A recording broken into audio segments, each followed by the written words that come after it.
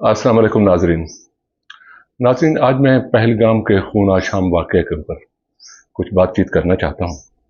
आज 26 अप्रैल 2025 का दिन है और ख़ास तौर पर इसके बारे में उठने वाले जो कयास हैं और इल्ज़ामात, उनका भी जायज़ा लेंगे कि कौन सा इम्कानी इसका मुहर्रिक हो सकता है। मिसाल के तौर पर अगर हम देखें तो सबसे पहले पाकिस्तान इसके पीछे हो सकता है, और नंबर 2 इसके पीछे खुद इंडियन हुकूमत हो सकती है, जो कि RSS की बैक्ट और वहाँ से एनर्जी और ताकत लेती है, हिंदुत्व का नज़रिया।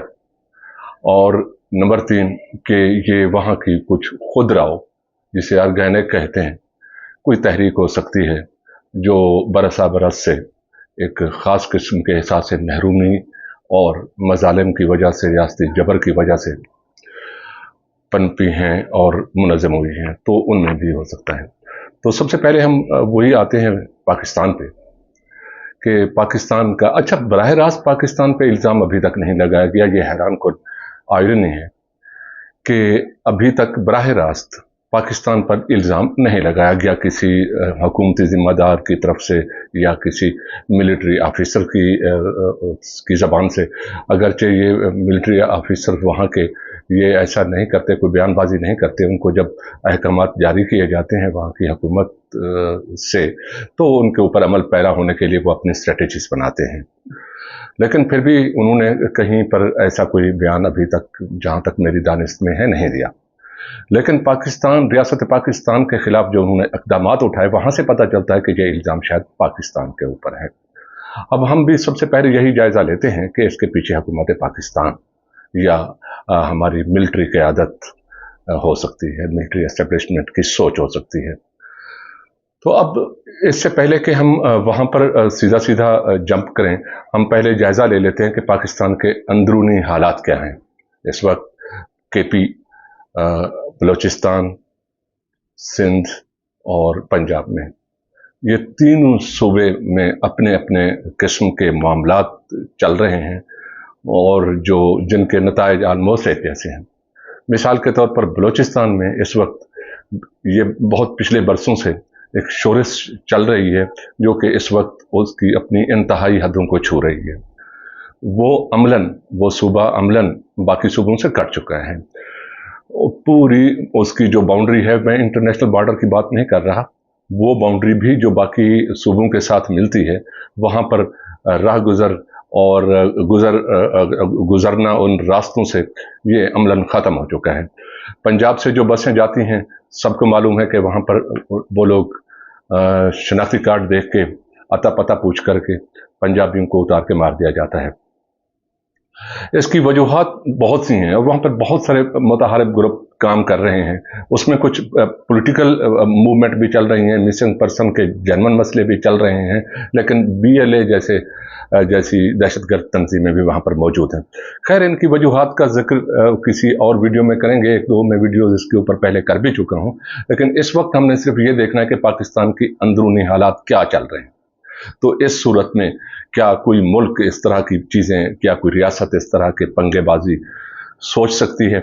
आगे आते हैं हम सिंध में नहरों की वजह से जो शौक चुराया है पंजाब को, और उससे भी कहीं ज़्यादा हमारी मिलिट्री एस्टेब्लिशमेंट को, कि वो तमाम ज़मीनों के ऊपर, क्योंकि चप्पे चप्पे से उनको प्यार है सरजमीन से, और उनके मरले मरले से प्यार है, तो वो चाहते हैं कि यहाँ पर नहरें बना के और उनको थर की ज़मीनों को आबाद किया जाए, और लहलहाता पाकिस्तान, सरसब्ज पाकिस्तान, इस तरह का कोई विजन दे के उसको चला रहे हैं। जबकि हमारी हालत ये है कि हमारे पास पानी की जो है एक ख़ास लिमिटेड वाटर हमारे पास मौजूद है, हमारे पास कोई रिजर्वायर नहीं है। जो चीज़ करने वाली थी वो थे कि मज़ीद रिजर्वायर और स्टोरेज बनाना, जैसे कालाबाग डैम था, ये बहुत ज़रूरी चीज़ें थी। इस तरह का हम स्टोरेज बनाने के ऊपर तवज्जो देते, ना कि जो पानी हमारे पास ऑलरेडी मौजूद है उसकी तकसीम करने की कोशिश करते, ताकि डाउन स्ट्रीम के ऊपर जो है वो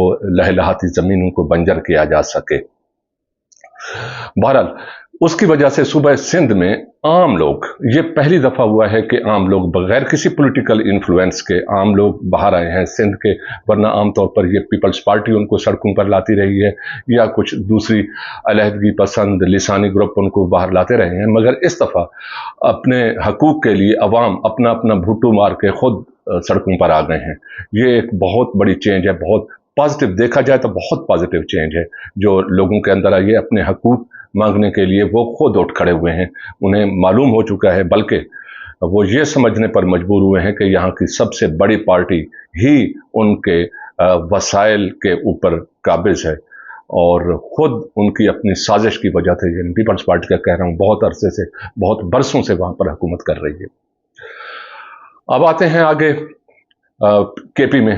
केपी के हालात जो टीटीपी के रहमो करम पर चल रहे हैं और वहां पर एक जो हुकूमत मौजूद है वो है पीटीआई की, और इस वक्त पीटीआई की हुकूमत और उसका आम कारकुन जेर अताब है इस नई हुकूमत के जो रिजीम है, हाइब्रिड रिजीम जिसको कहते हैं, मगर ये कहा जाता है, वरना ज़्यादातर लोग इसको समझते हैं कि ये दरअसल मार्शल लॉ है जो आगे कठपुतलियां बिठा के इनको दिखाया जा रहा है, ये दिखावे के लोग हैं।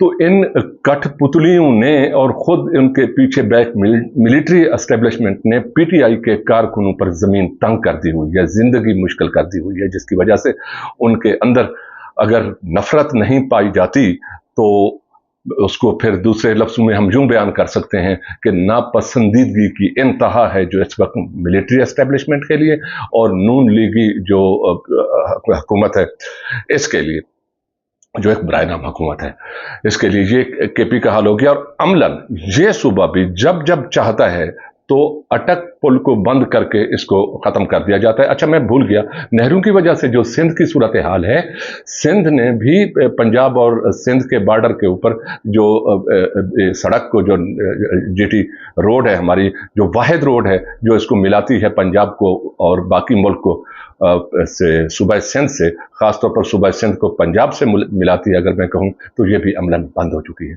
इसके बॉर्डर के ऊपर हजारों की तादाद में गाड़ियां, मुसाफिर बसें, माल बरदार और ये सारे ट्रक वहां पर मौजूद हैं जो रुके हुए हैं बहुत अरसे से। मुझे नहीं मालूम कि इस वक्त करंट सिचुएशन क्या चल रही है। बहरहाल अब आते हैं खुद पंजाब में। पंजाब की सूरत हाल भी इससे कुछ कम नहीं है, अगरचे वायोलेशन यहाँ पर नहीं है या इतनी नहीं है मैं कहूँगा, लेकिन उनमें भी जो नफरत पाई जाती है इस मौजूद हुकूमत के खिलाफ, और ख़ास तौर पर पीटीआई के कारकुन, पीटीआई के, जब मैं पीटीआई के कारकुन कहता हूँ तो मैं मोर देन 80% आवाम की मैं बात करता हूँ जो इसको अपना पसंद करते हैं, पीटीआई को, जिनको इन्होंने वोट दिया था। तो उनके ऊपर भी वैसे ही हालात तंग हैं जैसे बाकी सूबों के अंदर हैं।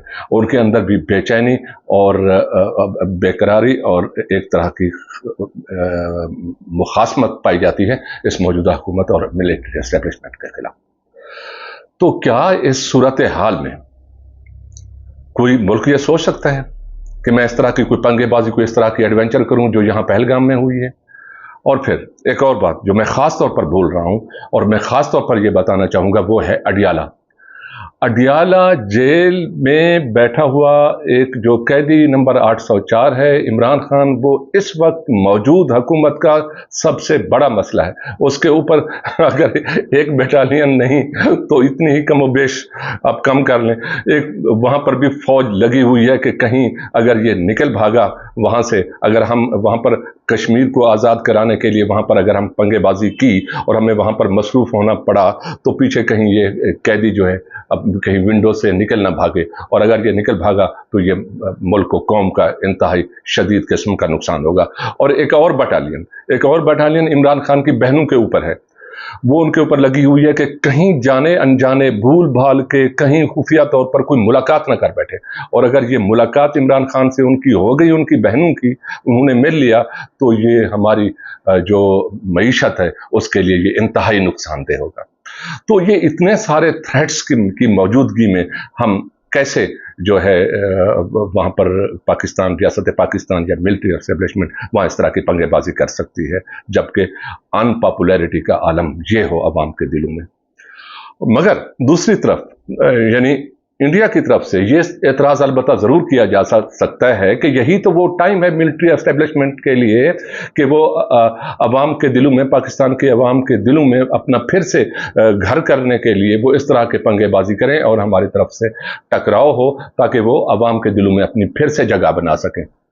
हो सकता है ये आपकी बात सच हो, मगर हम दूसरे और भी कुछ फैक्टर्स देख लेते हैं। मिसाल के तौर पर पाकिस्तान और पाकिस्तान से जो बाहर की दुनिया है, उनके इस वक्त क्या क्या सिचुएशन है और पाकिस्तान की इस वक्त डिमांड क्या हो सकती है, अगर इसको खारजी तौर पर देखा जाए, बाहर की दुनिया के सामने अगर एक्सपोज किया जाए। तो वहाँ हालत ये है कि अगर पाकिस्तान का दरवाज़ा खोल के मैं बाहर झांकूं तो वहाँ जो शोर बपा है और कानों में जो आवाज़ आती है वो सिर्फ टैरिफ और तिजारत की है। इसके अलावा कुछ भी सुनाई नहीं देता और किसी को कुछ फिक्र नहीं है। हर सबको अपनी अपनी पड़ी हुई है, रोज़े महशर लगा हुआ है कि किसी तरह से हमारी तिजारत बढ़ जाए, हमारे टैरिफ जो हमारी मसनूआत हैं उन पर टैरिफ कम हो जाएं और जो दूसरों की मसनूआत हमारे कंट्री में आ रही हैं उस पर टैरिफ बढ़ा दिए जाएं, ताकि हमारी जो इकोनॉमिक सूरत हाल है वो कुछ बेहतर हो सके। उन सबको चाइना का जो थ्रेट है वो खाए जा रहा है। यहाँ पूरे मगरब पर ये छाया हुआ है और इस सूरत हाल में खुद जो सबसे बड़ा ताकतवर इस वक्त मुल्क है, अगर इस वक्त भी है, क्योंकि हाथी को भी मरते मरते बहुत वक्त लगता है, वो है अमेरिका, जिसके ताल्लुकात इंडिया से बहुत ही शानदार हैं। क्यों शानदार नहीं होंगे? उनको क्या दिलचस्पी हो सकती है सिवाय इनके कि ट्रेड के इतनी बड़ी कंज्यूमिंग मार्केट है वहाँ पर, तो उनको उससे क्यों कोई बिगाड़ना चाहेगा? और उनको तो अपनी निगोसिएशन की है। आपको याद होगा जब यूक्रेन का सदर ज़ेलेंस्की जो है, वहाँ पर ज़ेलेंस्की, अगर मैं सही उसको प्रोनाउंस कर रहा हूँ, जो वहाँ पर गया था और अपनी डील करने के लिए गया था कि उनको सिक्योरिटी कुछ अश्योरेंस दी जाए, इससे रशिया की तरफ से जो उसको थ्रेट है उसकी कुछ सिक्योरिटी, उसको इंश्योरेंस मिले, ताकि फिर मजीद बात आगे इसके लिए जो क्लोजअप है और जंगबंदी है, जो सीज फायर है, उसके लिए आगे कुछ बात हो सके। तो उस वक्त उसको गुस्सा आ गया था सदर ट्रंप को। उसने कहा था कि तुम मेरे साथ सिर्फ डील करो, रेयर अर्थ मिनरल्स की सिर्फ डील करो, आप जो है सिक्योरिटी की बातें ना करें, क्योंकि जब हम वहां पर मौजूद होंगे तो आपको सिक्योरिटी के हवाले से कुछ नहीं होगा, आपको मजीद कोई डिमांड करनी भी नहीं चाहिए। और हम ये इस तरह की चीजें सुनने के लिए नहीं बैठे हुए, हमें सिर्फ डील की बात करो और अर्थ मिनरल्स की बात करो हमारे साथ। तो फिर उसने कहा कि हमारे 22% लैंड जो है वो ऑलरेडी हथिया चुका है रशिया, उसका कब्जा है, तो उस लैंड का क्या होगा? उसने कहा लैंड को भूल जाए, आप 22% की बात करते हैं, मैं आपसे सीज फायर और अपनी डील की बात कर रहा हूं। अगर कोई बात करनी है तो सिर्फ डील पे होगी, वरना यहां से निकल जाओ। और उसके साथ उसने जो उस वक्त चल रहा था लंच का प्रोग्राम, वो भी नहीं हुआ था। तो यूं अभी पिछले दिनों भी इंडिया के अंदर इनका मौजूद रहा जो नायब सदर है जेडी वैंस, और वो भी सिर्फ इसी सिलसिले में आया हुआ था कि हम जो टेस्ला जैसी बड़ी कंपनियां हैं उनको हम कैसे हेल्प आउट कर सकते हैं, उनको कैसे बेल आउट करा सकते हैं। तो ये इंडिया एक बड़े कंज्यूमर मार्केट हो सकती है। वो चाइना की BYD को, जो कि BYD एक बड़ा जिन बन के सामने आई है, जिसने टेस्ला को भी मात दे दी है और पूरे यूरोप में गाड़ियां उनकी बिक रही हैं। और पिछले साल जो इस साल का जो आदाद और शुमार है उसमें सबसे ज्यादा सेल उनकी हुई है और टेस्ला का डिक्लाइन हुआ है। तो किसी मुल्क की कंपनी के डिक्लाइन का मतलब ये होता है कि उनके पास मौजूद रिजर्व्स में डिक्लाइन। तो ये इतनी बड़ी मईशत जो इंडिया की है और इतनी बड़ी कंज्यूमर मार्केट है, वो उसको क्यों गंवाना चाहेगा? और पिछले दौर में जब पहले भी हमारे इनके साथ जंग हुई थी इंडिया के साथ, वो पुलवामा वाले सिलसिले में, तो उस वक्त भी उनसे उनको एतमाद में लिया गया था। ट्रंप के पिछले दौर में ट्रंप को एतमाद में लिया गया था और ट्रंप ने कहा था कि अगर आप में इतना दम है, इतनी जान है कि वहां पर आप कब्जा कर सकते हैं, यानी जो POK पाकिस्तान ऑक्युपाइड कश्मीर है, पाकिस्तान एडमिनिस्ट्रेटेड कश्मीर, जो भी आप से कहना चाहेंगे, आज़ाद कश्मीर, तो आप कब्जा कर सकते हैं, हमारी तरफ से गो हेड है, लेकिन ये आपके ऊपर डिपेंड करता है, हम इसके अंदर मुदाखलत नहीं करेंगे। और अब भी वो उनसे गो हेड ले चुके हैं। अब आते हैं चाइना पर। चाइना चाइना इस वक्त मईशत की सबसे बड़ी जंग वो अमेरिका के साथ लड़ रहा है, और उसकी ख्वाहिश है कि सिवाय अमेरिका के बाकी सारी दुनिया उनकी मंडी बन जाए, और उन लोगों को मजबूरियां भी हैं। उन लोगों को बाकी जो दुनिया है अमेरिका को छोड़ के, खुद अमेरिका की भी अपनी मजबूरी है, लेकिन उसको वो नज़रअंदाज कर सकता है। अगर उनका ख्याल है कि हम अमेरिका को मजीद हम अगेन ग्रेट बना सकते हैं, अपनी मैन्युफैक्चरिंग को फिर से रिज्यूम कर सकते हैं, तो वो शायद कुछ अरसा लगेगा, वो शायद कर भी नहीं, अगरचे चाइना से अभी पीछे रहेंगे, मगर बाकी दुनिया जो डिपेंडेंट थी पूरी की पूरी अमेरिका पे और चाइना पे, वो कहाँ जाएंगे? तो इस तरह से वो भी चाइना को नहीं छोड़ना चाहेंगे, और चाइना भी जाहिर है इतनी बड़ी मार्केट है, जब उनका डिक्लाइन होता है, अगर वहाँ पे उनकी प्रोडक्ट की उसकी जो परचेज है वहाँ पर फिरोख्त में अगर वो डिक्लाइन आता है अमेरिका में, तो वो कहाँ जाएगा? वो भी यूरोप और हिंदुस्तान की मंडियाँ देखना चाहेगा। तो वो यूं इस वक्त चूंकि जंग ही इकोनॉमिक जंग है, और इस वक्त तारीख की सबसे बदतरीन जंग लड़ी जा रही है, जो इस वक्त अपनी हालत इंतहा पर है, तो इस वक्त वो क्यों इंडिया को छोड़ना चाहेगा? और पाकिस्तान की अहमियत क्या है?